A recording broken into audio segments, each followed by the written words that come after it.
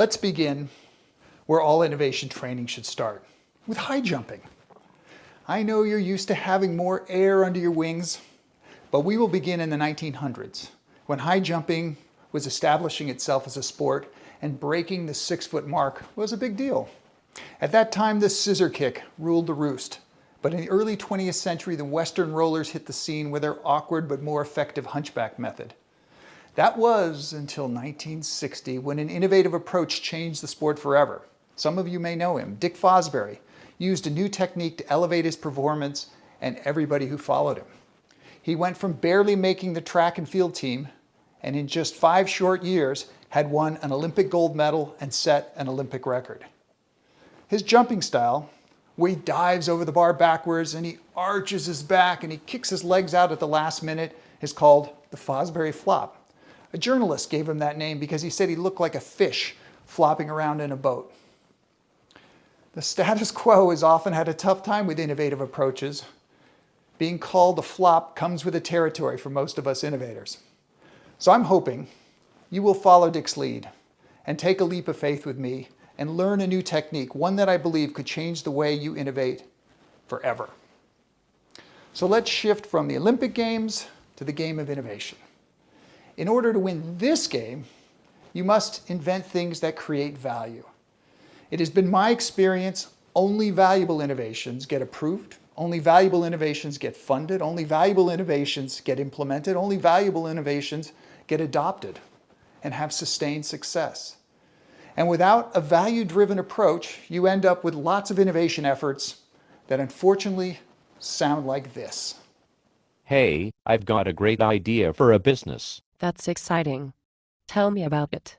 I've developed a chemical isomer that links to volatile organic compounds, causing carbon bonds to rupture and wraps them in a nanotube coating. Huh. That's a little confusing.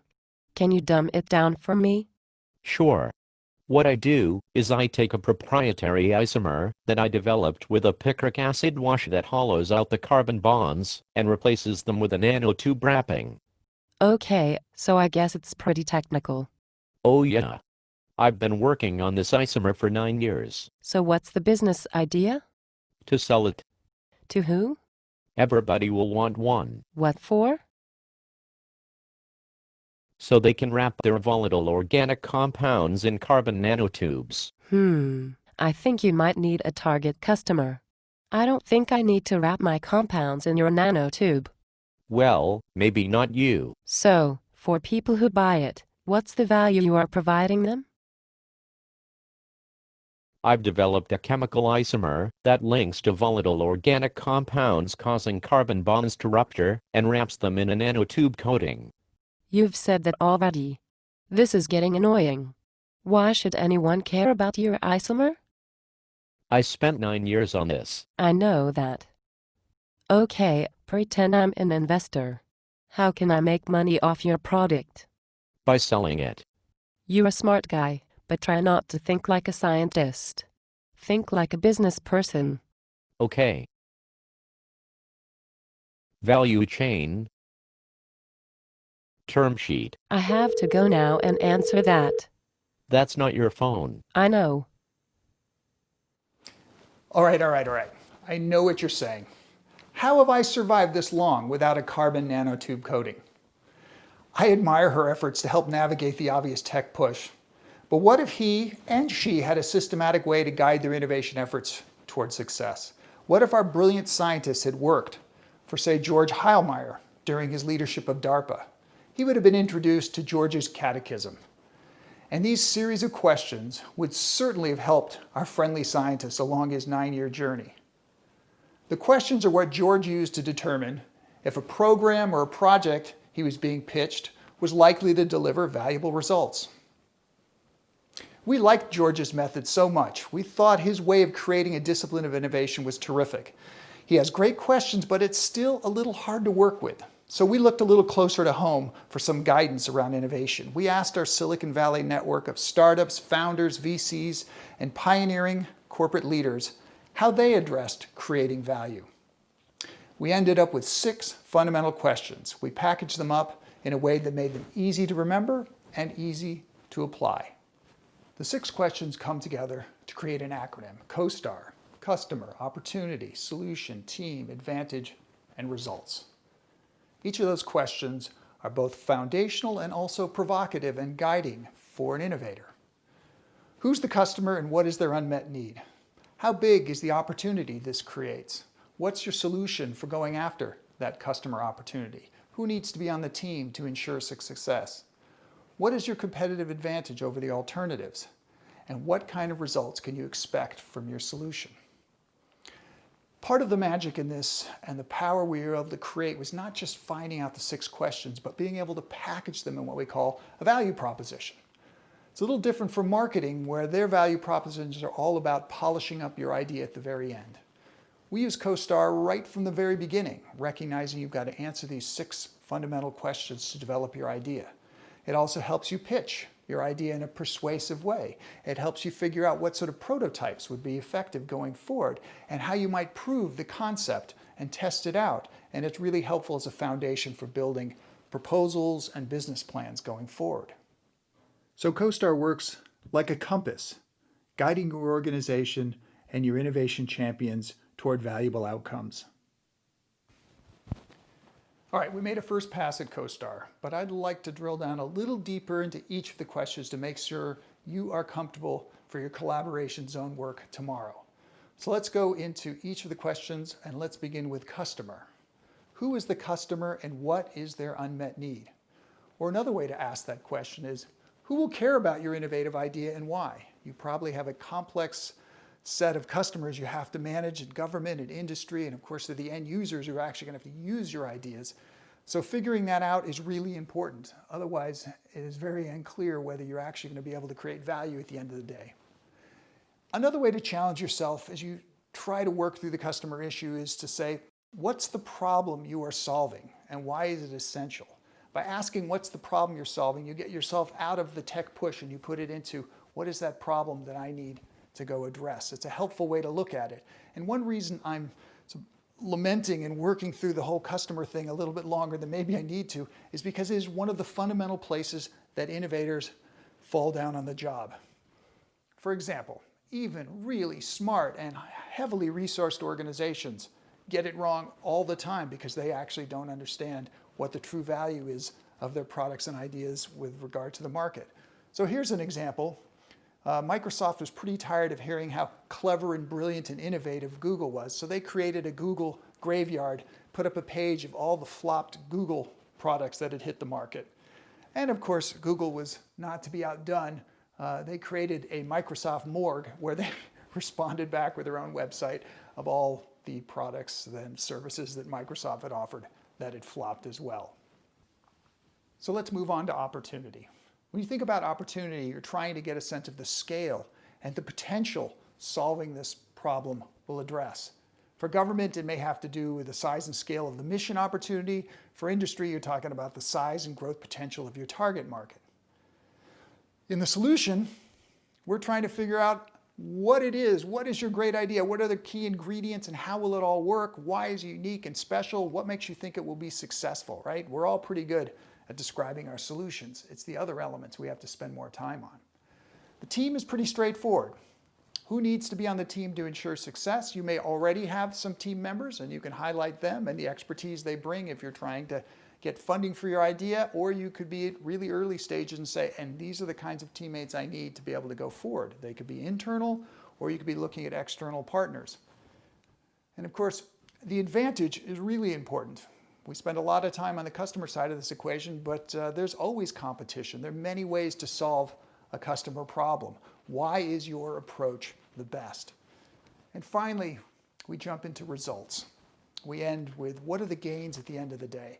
Specifically, the benefits back to the customer. You say you're going to solve their problem. What do they actually get from your solution? And then what are the returns back to you and your organization and your partners who helped build and deliver this solution? One way I like to think about COSTAR is it's a bit like this Michelangelo saying, I saw the angel in the marble and carved until I set him free. It's a bit like beginning with the end in mind. You know you have to answer these questions, so you jump right in thinking about them from the very start. It's a bit like origami. That's how I often think about innovation. Imagine this blank sheet of paper is your potential idea, and you've got to fold it into something that the world thinks is valuable. And each one of those folds, each one of those decisions should help you drive risk out of the equation and improve your chance of delivering value at the end of the day. One final point before I want to show you an actual example of a value proposition is to recognize that you can go in either direction with CoStar. You can start with an epiphany, hey, I've got a great idea, this is going to be fantastic, and then I just need to marry that to a customer opportunity. If I can't, I got to let it go work on something else. The other side of this equation is I am seeing a customer opportunity out there and I need to generate a rich collection of solutions that I hope will solve that problem. That's exactly what we're doing with the naval aviation challenges, right? We've been given a challenge. Let's see if we can come up with a solution that will address it. So let's continue to try out CoStar and get you comfortable with it. Let's pretend you are actually involved in an innovation project. You've been working on this navigation project with a partner in industry. And while it doesn't seem to be a big winner for sort of naval aviation, it does seem to be a big winner for ground transportation, cars and buses and trucks. It seems like a brilliant idea in which instead of a map, you actually have a three-dimensional cable that is launched out and appears in front of your window that the driver just follows to its destination. We're calling it the virtual cable, and it makes driving simple, safe, and intuitive. It takes you right to your destination. So with that in mind, let's figure out a few of the letters of CoStar and see how you'd respond to them. Take a second and think, who would care about this idea and why? Who's the most likely target market segment to engage around this particular solution? Of course, my father, my grandfather, right? Anybody who's not a digital native would probably get extra value out of this. It may work for all of us with our navigation tools, but those groups that are not as tech savvy would certainly find a benefit in it. So that's the C, just to warm us up. What would the O be? How big is this opportunity? What do you think?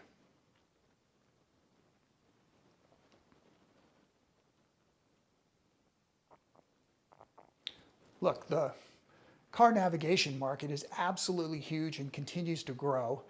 And I think something like this is so radically different, it could be a game changer and seriously disrupt the market and give you an enormous competitive advantage for years. So I think it's an exciting opportunity from that perspective. Let's look at the R in CoStar for results. What are some of the benefits that would come out of having a virtual cable? Well, for the driver, there's obviously a number of them that just jump right out at you. Having to avoid looking back and forth between the map and the road would certainly seem like a safer way to travel. Not being interrupted with directions and messing up your favorite music or news show, having to sort of anticipate 500 feet ahead before you take a right, or having to navigate an intersection on an unlit roadway. And even for the passengers, their benefits. They could do things with the entertainment system while not worrying about messing with the navigation and somehow unsettling your direction to your ultimate destination. Those are just a few that jump out at me. So as we work through the letters, the C, the O, the R, you start getting a feel for how to fill this stuff out. I would encourage you to write it down. Once you write it down, it becomes real. It becomes actually quite motivating when you start seeing your ideas begin to form. I'd ask you to answer all 6 questions. Make a first pass at it, light and quick. Just get them out of your head onto the paper. You already start seeing some of the places where you have holes and you're going to have to work a little harder. But it is not intended to be a big, voluminous writing exercise. Short little bullet points is all you need to hit the major points. So if we had to move forward with our little value proposition on the virtual cable, what obvious improvement would it need? It's the same improvement that everybody needs when they try and make a first pass at their value proposition. They need quantification. Better, faster, cheaper is just not good enough. You're going to have to figure out how much better, how much faster, how much cheaper, and how do you know? You know, we could go to a bar and in 20 minutes, the back of a napkin, write down what seems like a compelling value proposition.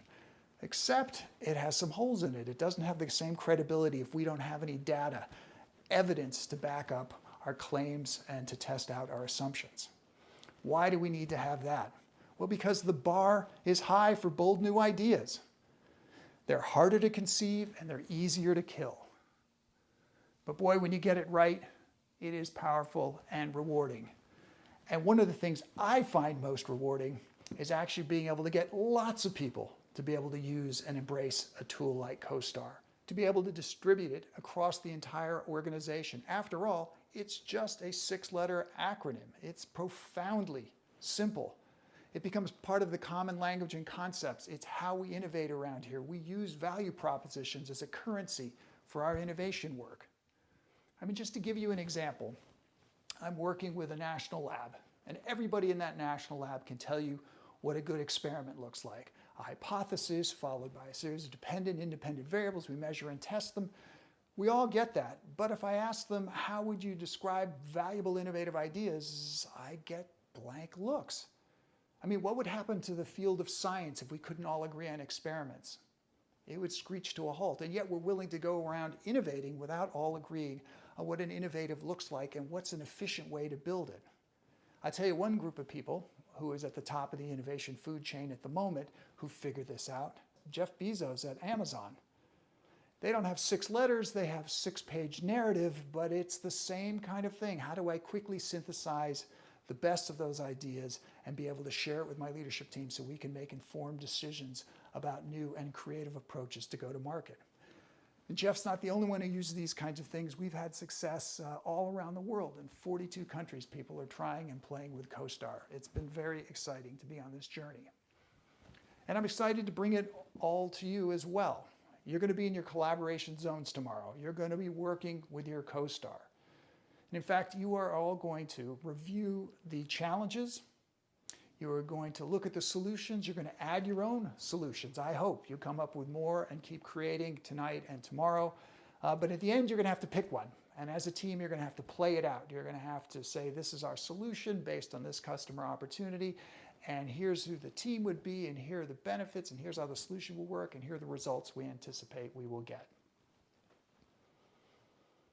I hope this all made sense. I hope you're excited to try out CoStar. I mean, there is no learning by sitting and watching a video. You've got to practice and try these things out if you're going to build your skills and competence at it. And the more you do CoStar, the better your value propositions get.